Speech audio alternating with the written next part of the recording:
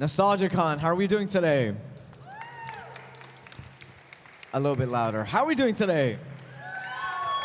Sweet. Do we have any Cartoon Network fans here? Sir, I believe you're a big Cartoon Network fan, right? Ladies and gentlemen, this is Chowder's father. Woo! The Nicholas Jones. Okay, one more time. Do we have any Chowder fans? One more time. Do we have any Chowder fans? Beautiful. Okay, so before we begin, I want you to give it up for my lovely assistant. We have Lillian. Awesome. All right, give a big round of applause for Nicholas Jones and C.H. Greenblatt.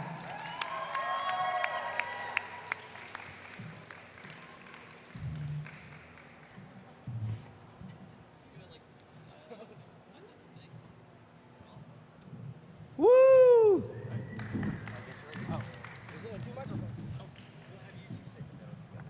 What? There we go. Oh, shoot. Hello.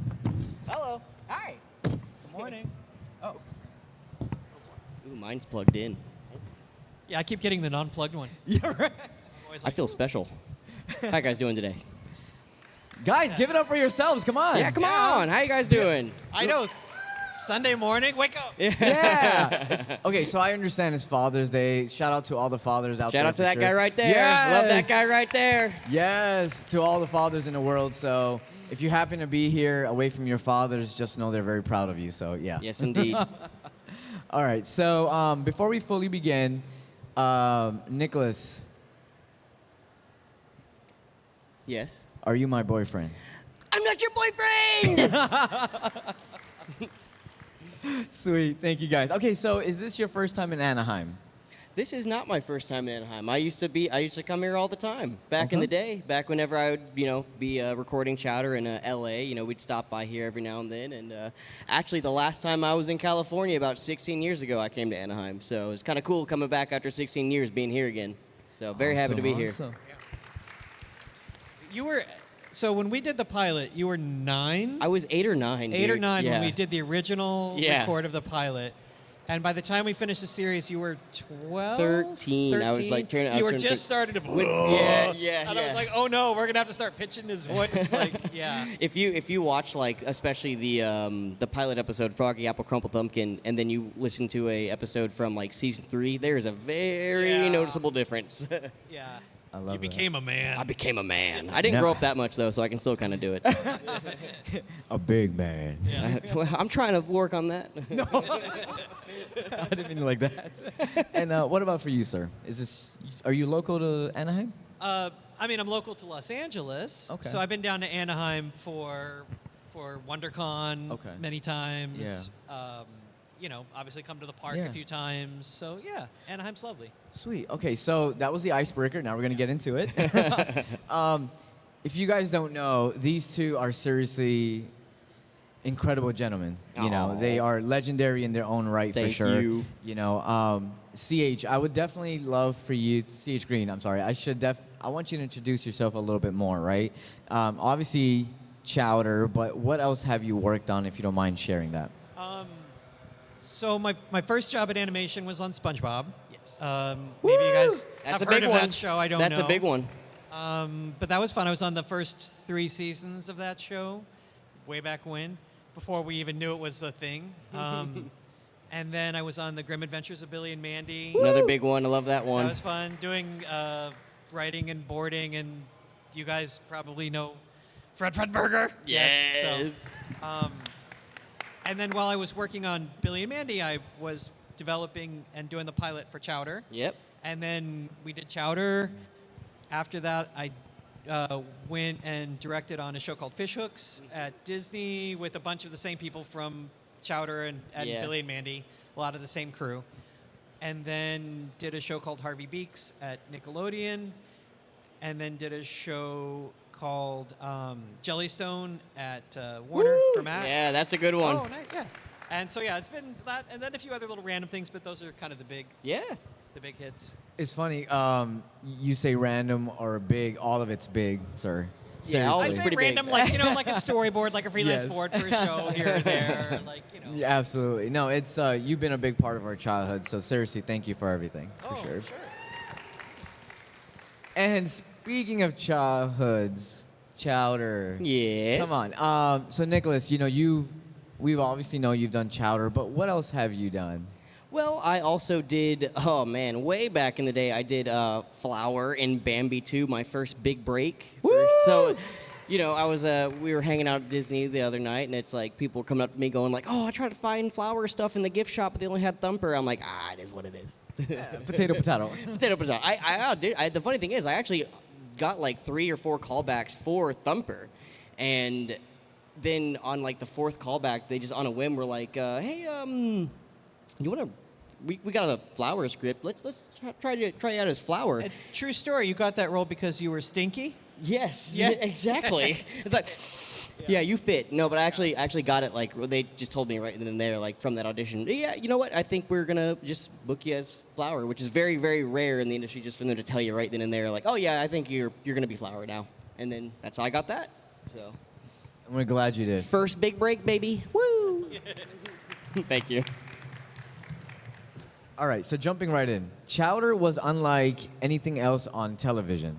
It was weird, kinda, creative, Very. unpredictable, and constantly broke the rules of what cartoon could be. Years later, people are still discovering it, quoting it, and realizing just how clever it really was, and beautiful. Why do you think Chowder has remained so beloved all these years later? And did either of you have any idea while making it that it would leave such a lasting impact on fans? Whoa, okay. Serious talk now. Yeah. You know, no, I mean, here's the thing. When we were making the show, we were just trying to come up with the silliest things we could think of Yes. and trying to basically entertain ourselves. I always said, like, all my work has been in kids' entertainment, but I never thought about entertaining kids. I always thought about entertaining myself and my friends and the people Yeah. we're working with and just doing things that were appropriate for kids. But it was never like written necessarily with kids in mind. So I think maybe the reason it lasts is because we were always just trying to make ourselves entertained. And so hopefully that lasts. And then I don't even, the funny thing is when you're in it and you're writing it and you're Yep. doing it, it doesn't seem weird. It's not until afterwards you step back and you're like, what the hell were we, like, these What are did some we weird make? episodes. Like, but at the time you're just like, haha, that's funny. Wouldn't it be funny if he does this? Haha, that's funny. Like, you don't even think about just how freaking weird all that stuff is. Dude, Like, and like some of the endings of the episodes are so great, like the Twilight Zone style endings where it's like my favorite's like one of the Cinnamini Monster. The ending of that episode's horrifying. It's like, Yeah. I want to go home, Mung. We are home now, Chowder. Yeah. We are home. And then it's Yeah. like, that's so creepy. And like all this, like, I don't know, it's the humor is so crazy.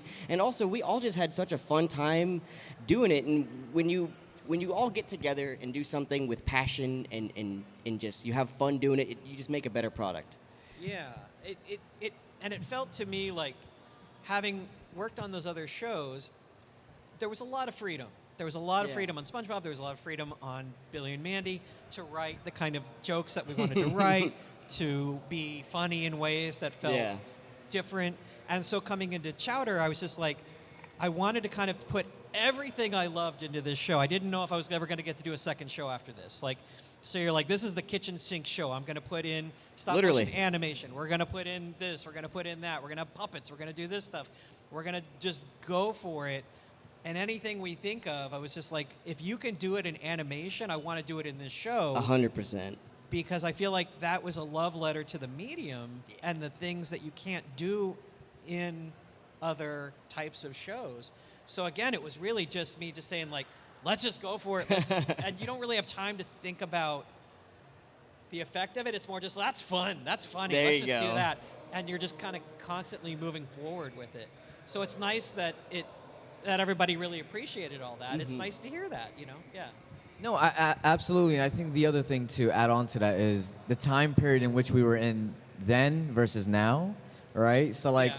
then you can, I don't want to say get away with certain things, but, like, at that point, Yeah, I mean, obviously you had like the Bugs Bunny of the old days, the Popeyes. You can argue that might have been the golden standard of cartoons. But when you talk about like Cartoon Network, etc., that was, I think, the golden for so many, right? Aw, thank Cartoon you. Network was definitely there was a certain rebelliousness Yes. to Yes. it. I think there was a sort of almost like an underground vibe to it, where you felt like you could kind of get away with stuff that felt not wrong, You know, but yeah, like just yeah. like It's You like can have kind of fun. wrong, You- but you're like, I don't know why it's wrong, but it's you kind could- of wrong. Well, but you it's could not- have fun, and a lot of Yeah. times too, it's like, you know, especially back then, a lot of people understood that, like, well, yeah, kids aren't going to get that joke, so Right. you could put that in. Now I think, of course, nowadays they're a little bit more about, well, they might understand that because the internet, but before the internet, you could get away with a lot more stuff, I think. Yeah, and also with Cartoon Network, like they basically didn't pay us anything, so it was sort of. I always said it was like a DIY garage band project. Like it basically just felt like we were kind of just.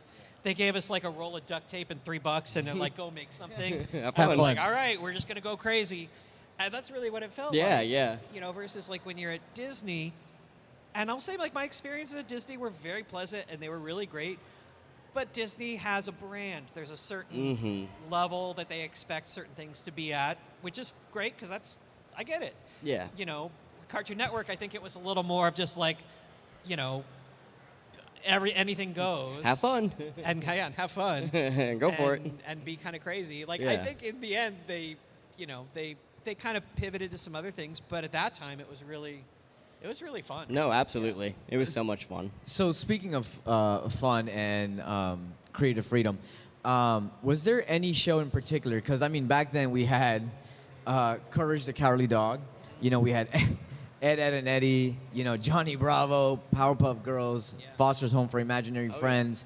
I mean, obviously, Grim Adventures of Billy and Mandy. Shout out to Maxwell Adams as well. You know, there were so many. Where's Robot Jones? I don't know if many of you remember That's that. a classic. Woo! I didn't, I did, that I did a board ever. on that show. Oh, Oh, okay. did you really? So, That's so cool. I That love was that the show. first thing I did at Cartoon Network. I was love a that freelance show. board Oh my director. goodness! There's that episode where It he was like actually at a con. the Rubik's Cube episode where he like tries to solve the Rubik's Cube. Oh, I don't yeah. know why I always have that episode in my head. I love I- that show. That's so cool. For those of you who don't know, Robot Jones is about a little boy robot Yeah. who goes to a school. And the best thing about it was originally his voice was basically the computer voice, that voice that comes out of your Yeah. computer. Like it was the actual computer voice. And the network was like, we hate it. They made them recast it and put like a real kid in there. And we're like, why would you do that? It was so cool that it was just a weird little robot voice. Yeah, they only ever did one season of the show. yeah. So, well, thank you for chiming into that because I love that. But just to finish off what I was just saying is no, it's good, it's good. Is Chowder is now forever ranked in the upper echelons with those shows. We did it. We did it. Yeah, you did it. I knew we could. You did it. I We mean, had it in us. I'm not wearing a Chowder shirt, but Ed, It and is Eddie's. purple, though. But It it's is purple. It's purple. But you guys are in that upper echelon. I mean, we talked about it, and we definitely talked Oh, about yeah. it. Oh, If you yeah. guys don't know, Nicholas Jones is like a little brother to me. Yeah, we're like we call all the we time. call we have like I 5 talk to hours this dude- I talk to this dude like conversation. every day. We have like 5 hours. What are you wearing? How you What are doing? your shoes? I miss you, honey. How you doing? How are your steps? You feeling okay today, buddy? You doing good? I mean, he's a beautiful soul, and I've heard wonderful things about you, sir. So obviously, but just seriously, from the bottom of my heart, you know, you are in the upper echelons. Like even with me, like working with like Ed and Eddie, the cast and everything, you know, they speak so highly about what you've created and what you've obviously done. So for me, I'm like, oh my God, all my friends had an impact on me and so many of us growing up, but they love each other. I mean, there's a Chowder statue, Cartoon Network. How many of you know about that statue? From the headquarters. Okay, there's some of you. And unfortunately, I don't have it, but sir, you Someone do. does. Someone does. If you ever sell it, let me know, but you won't. Okay, so quickly, before we move on to a question from Lillian in a game that we'll play, is I've always wondered this. For the audition process, Yeah. right? Obviously, at times, like, you know, there are some shows that have like 6 callbacks to 8 callbacks, or sometimes 1 or 2 callbacks, right? For Nicholas in particular to get Chowder, what were you looking for? What did that audition process look like? And then when he came in, at what point did you know, like, that's it? That's Chowder. I've never heard this, so I'm kind of curious myself. I wish I could remember, but like I think a lot of our auditions were basically like taped. They were sent in on digital record, so we didn't really have like many in-person auditions. So basically, we would have a casting director. I'd say, here's kind of what the character is. Here's a picture. Here's a description. She would send it out to a bunch of people. Yeah. I would get 20 different reads. She would usually filter out give me the top few. Yeah. And then I would kind of go through and make notes. But I mean, I feel like, if my memory serves correctly, I don't think there was a second place. Because I feel like the thing that Nick did so well, and I mean, you guys obviously can tell about this, is like, you got the comedy. Oh, thank you so Like, you much. got the jokes. You knew how to deliver the jokes. Which is, like, for a 9-year-old kid, Thank you. to, like, obviously I needed someone who sounded sweet and innocent. I wanted kind of, like, a very, like, shy-sounding little kid. I wanted someone who had that kind of, like, Charlie Brown, realistic quality. But they also had to be able to, like, take the jokes and understand the timing of them.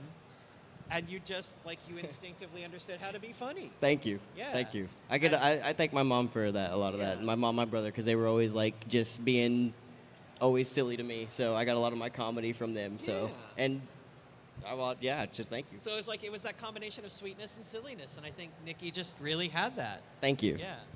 Thank you. And then as we got into the series, you'd always show up. You were prepared.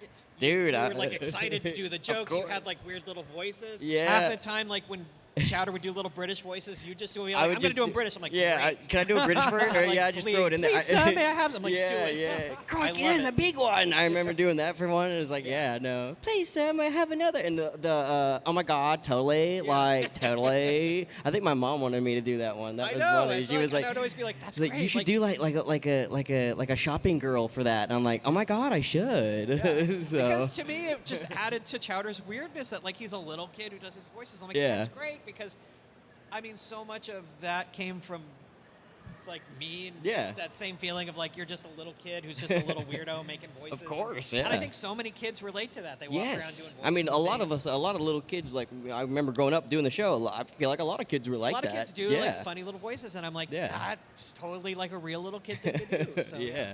I really want to add to that because what the late great Tom Kane said in an interview with Steve Bloom, he said that, and I'm paraphrasing from memory, but he said in a podcast with Steve Bloom that, he would, with his sister, I believe it was sister, going to the supermarket, and he would start doing voices, just like how kids do, right?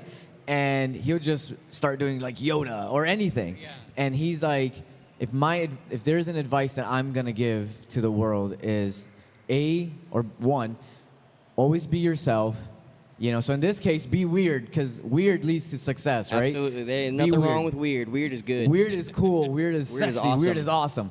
And then two, he would say that do the voices. Have fun with it. It doesn't matter. No matter if someone's watching or not watching. He's like, I got here because of doing these funny, weird voices, and so can you. So just remember that. Be weird. Absolutely.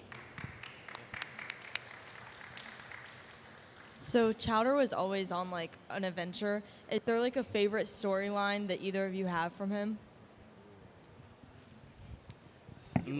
Well, like one of my favorite episodes will always be Grubblegum, just because like the fact that we didn't even like know we played that game each other, and then I was like, man, Carl, this episode just really reminds me of Katamari Damacy, and you're like, well, that's what it's based on.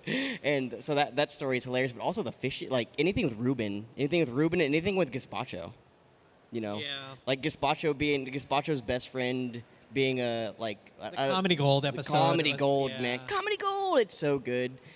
Like, that's a great one. I think for me, one of my favorites was always Schnitzel Makes a Deposit. Yes, I love that one so much. I really like writing episodes where you basically tie one hand behind your back and you're like, okay, I can't do anything in this episode except stand in a line. How do I make that funny?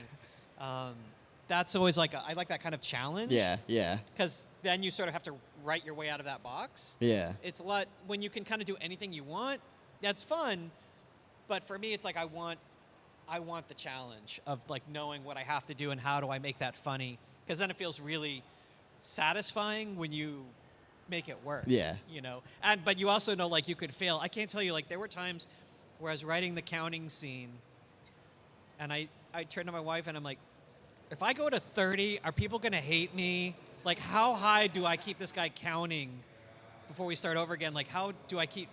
She's like, just go until it feels right. I'm like, everyone's gonna hate me. We're gonna go way too far with this thing, but that you kind of sometimes just have to do it till it, you know. No, that episode was so fun to Yeah. film. It was so fun to record too. Oh my God. Phil killing it on all the side characters. He came Right? in and killed it on all the side characters, and of course John and Yeah. is always amazing. And But that, you did such a good job with that. Oh, yeah. thank you so much. Yeah, Just that, being that- like the annoying sweet yeah. little kid. Like, yeah. Would I? A B C D. Would I? Would I what? Yeah. Would I?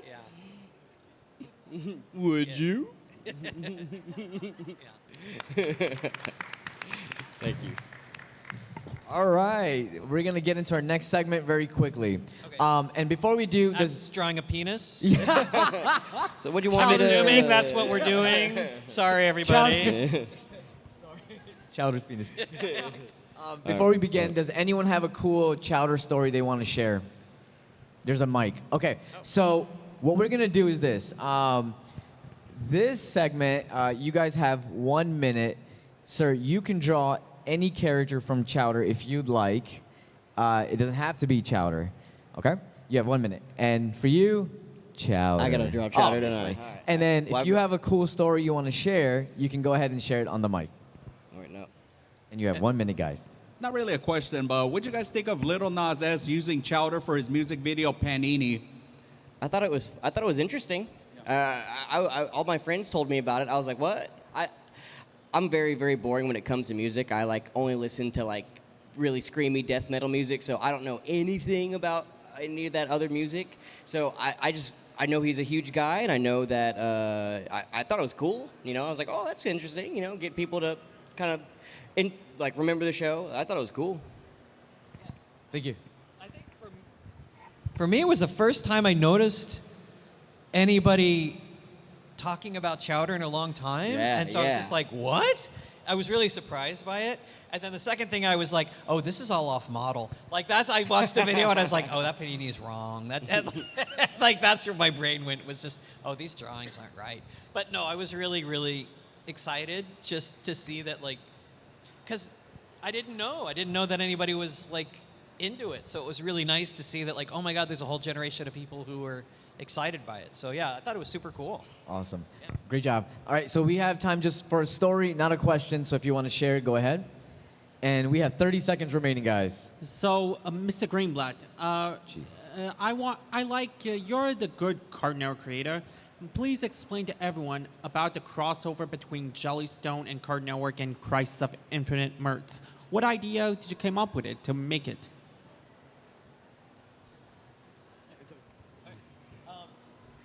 That's way better than mine. So when I started season 2 of Jellystone, we were basically told by Sam Register, who's the head of Warner Brothers Animation. I had a meeting with him, and he's like, what do you want to do in season 2? And I was like, I'm going to do all these crossover characters. I'm going to have the Jetsons, and I'm going to have the Flintstones, and we're going to have all these other Hanna-Barbera characters. And he basically said, you could have the Cartoon Network characters if you want. And I was kind of like, wait, what? Can I do that? And he's like, yeah, I'm in charge of Cartoon Network. You can totally do that. And I was like, oh. That's so cool. We basically went to the writers and said, okay, we can do anything we want with these characters. Let's figure it out. And we had made a list of every character we wanted. We had to get all the rights to make sure that we could use all those. And then we sat down and just started brainstorming stories that we could do. And one of our writers came up with the idea of kind of doing this, this idea of like what ended up being the episode. And it turned out really, really good, But yeah, it was basically them just saying, yeah, go for it. Do whatever you want with those characters. And it was awesome. The hardest part, honestly, was finding models of all the original characters because they don't really exist in any one place. So we had to hunt online to find, references of all those old Cartoon Network characters. We had to reach out to artists that we knew and ask them if they had old model sheets of like Powerpuff Girls. We talked to the original designers and got their feedback on stuff. We talked to Craig and Gendy and made sure they were happy with the way the characters looked. There was a lot of work to make sure that everything turned out right. Yeah, so it was awesome. Thank you for that. Yeah. Thank you. All right, due to time constraints, we won't have any more time for any questions. So if you guys do, make sure you go to their booths. But now, in the count of 3, I'm going to have you guys turn your boards. All right, ready? They're all gonna expect 3, 2, 1. It's what we refer to as the spitting vagina monster. Mine's That's what we internally called it. I don't know if it ever had an official name, but it's the creature that Chowder gives Panini. Well, doesn't it also show? It shows up before, doesn't it? It shows up before. I think it's in the pilot when he's doing the toe fruit. Yes. And it turns into this, and it starts spitting, and then it gloms onto Schnitzel's face, and then it shows up again later and gloms onto like Chowder's face. And what would we grade Nicholas Jones's creation, his Mona Lisa? This is after he taught me how to draw Chowder, too, by the way. This is after he helped me figure out how you do it. Listen, man. Listen, the legs all went because he doesn't have legs. I don't know. Listen, it's robot Chowder, okay? It's okay. Yeah. What is that?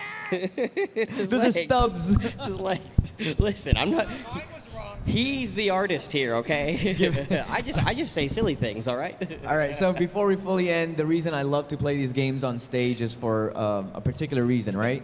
I believe that the industry is like a giant triangle, right? You have the creators, the directors, the animators, the artists, the producers, everyone that's from the front end to the back end that brings it to life.